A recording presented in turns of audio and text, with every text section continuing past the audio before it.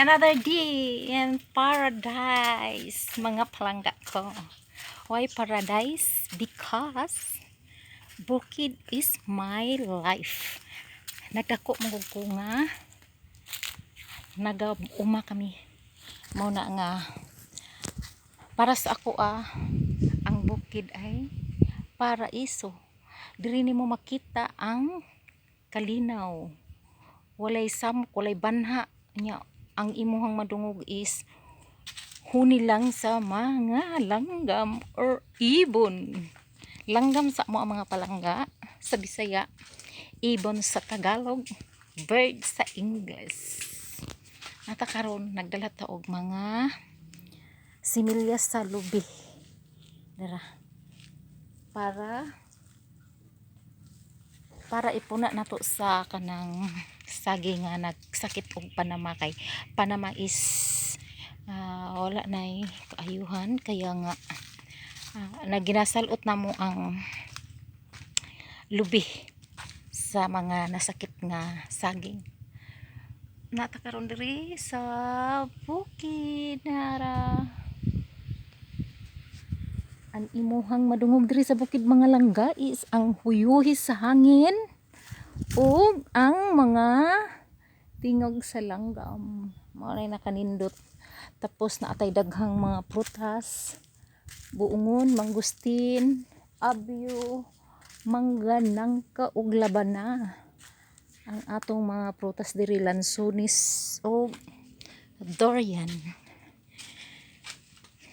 Nya naatay mga daghan nga tanom mga bulak. Look. Nara mga bulak. Wow. Dako kaya to ang kuan. Kining kab-kab. Sa English, sa English ani? Bak-bak.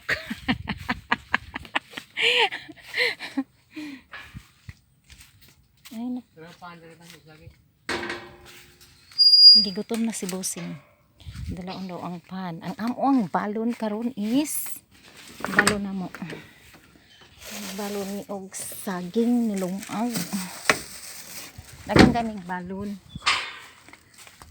Gikan namin dito sa ubos.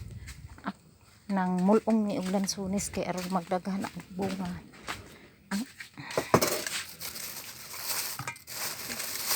Ang among balon is look, saging, pan, gikan sa Manolet nga pan, o cardaba from the farm harvest.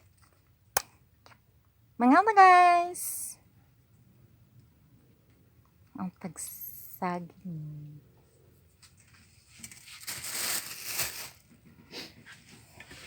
Kira ka partner.